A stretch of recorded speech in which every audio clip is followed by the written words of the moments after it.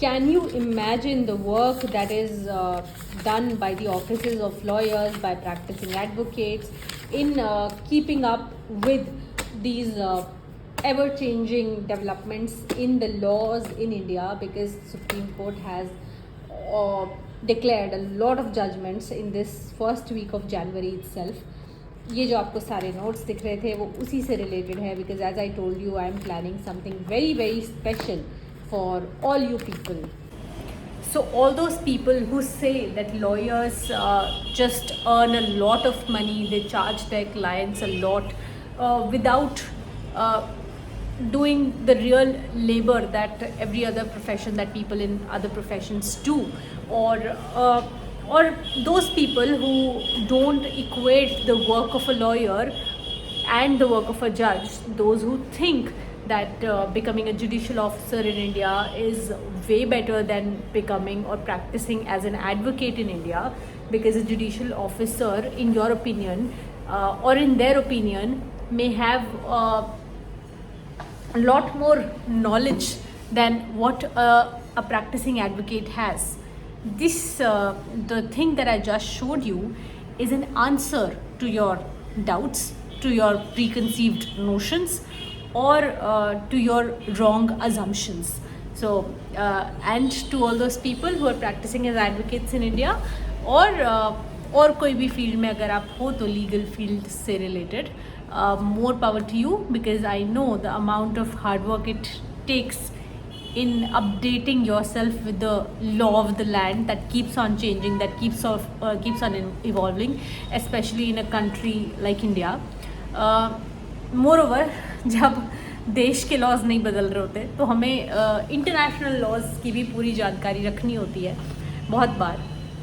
Anyway, मेरा आपको इस टाइम ऐसे छोटी सी वीडियो के साथ परेशान करने का थोड़ा सा इतना सा ही मोटिव था कि 2 जनवरी, यानी कि जब सुप्रीम कोर्ट वेकेशन के बाद रीफंक्शन करना शुरू किया, जब सुप्रीम कोर्ट ने, से लेकर 5 जनवरी तक 2023, the first week of 2023. On 4th of January, I was hoping that the Supreme Court would not deliver more judgments in this week, because it had already been close to 7-8 judgments I think at that time. और 2 constituent judgements भी आ चुकी थी, तो मुझे लगा शायद और नहीं करेंगे ये लोग, but then they delivered around 7 more judgments. And being lawyers, being your very own content creator, I had to ensure that I read each and every judgment, every bit of it, and मुझे वो करना ही था. तो अब supreme court जितनी भी judgements थे, हम तो सबसे अपडेटेड रहेंगे ही रहेंगे, because we need that.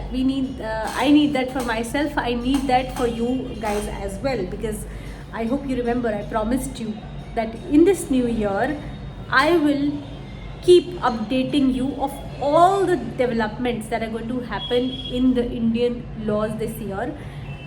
Supreme court के लिए ऑफ कोर्स मैं सारे हाई कोर्ट्स में जितनी भी डेवलपमेंट्स हो रही हैं उनका आपको अकेले पूरा लेखा जोखा नहीं दे सकती हूँ. I am not a team of 200 people, and जो भी है, बट हमारा न्यू ईयर रेजोल्यूशन ये है. तो 2 जनवरी से लेकर 5 जनवरी तक 2023 के पहले हफ्ते में सुप्रीम कोर्ट ने 14 जजमेंट्स डिलीवर करी है. 14 out of which 2 are constitution bench judgments. One is the much hyped judgment in the demonetization case. वहाँ पे आपको विवेक नारायण केस, वहाँ पे आपको एक कॉन्स्टिट्यूएंट जजमेंट अच्छी खासी बड़ी मिल जाएगी. एक माइनॉरिटी ओपिनियन भी इसमें मिलेगी, यानी कि 2 ओपिनियंस आपको पढ़नी है वहाँ भी. उसमें भी अच्छे खासे लॉ को अप्लाई किया गया है. माइनॉरिटी जजमेंट में मेजॉरिटी जजमेंट मोर और लेस यही कह रही है कि पॉलिसी मैटर्स में इंटरवीन नहीं किया जा सकता है. That's what I think. You people may have different views. Second constitution bench judgment by 5 जज बेंच, उसमें भी एक माइनॉरिटी ओपिनियन है, और वो भी अगेन जस्टिस नागरत्ना की तरफ से आई है. उसमें भी आपको 2 ओपिनियन पढ़ने के लिए मिलेंगी, यानी कि फिर से double labour on your part. ये जो जजमेंट है ना, इसको मैं कहीं से भी ऐसे नहीं कह सकती कि मेजॉरिटी ने बहुत अच्छा करा या माइनॉरिटी ने बहुत अच्छा लिखा है, मुझे क्या अच्छा लगा, क्योंकि पता नहीं मुझे बड़ी अलग ही जजमेंट लग रही है ये, जिसमें 5 क्वेश्चंस तो आए हैं, 5 क्वेश्चंस ऑफ लॉ सामने आए हैं, लेकिन हर किसी पे अलग अलग ओपिनियन हो गया है। मतलब सुप्रीम कोर्ट की मेजॉरिटी जजमेंट ने यहाँ तक कह दिया कि आर्टिकल 19 और 21 को प्राइवेट पर्सनस के अगेंस्ट भी एनफोर्स करा जा सकता है। मतलब अगर वो प्राइवेट पर्सन है, प्राइवेट कैपेसिटी में उन्होंने कोई बात बोली है या एक्शन किया है और उनका स्टेट से कोई लेना देना नहीं है, कोई पब्लिक फंक्शन वो नहीं प्ले कर रहे हैं, ना ही वो कोई इंस्ट्रूमेंटैलिटी ऑफ स्टेट है, तब भी उन पे ये आर्टिकल 19 और 21 का एप्लीकेशन हो सकता है। मतलब इन आर्टिकल्स को पूरी तरह से हॉरिजॉन्टल एप्लीकेशन दे दिया है मेजॉरिटी जजमेंट ने। तो आई डोंट नो, पता नहीं इसका फ्यूचर क्या हो सकता है। Of course I think that it's a great step citizens के लिए, पर्सन्स के लिए, दोनों के लिए, लेकिन प्रैक्टिकली इसको कैसे इन्फोर्स किया जाएगा मेरे को भी एक्चुअली समझ में नहीं आ रहा है। तो यहाँ मेजॉरिटी और माइनॉरिटी जजमेंट दोनों ही बहुत अच्छे से पढ़ने वाली है in the case of Kaushal Kishore.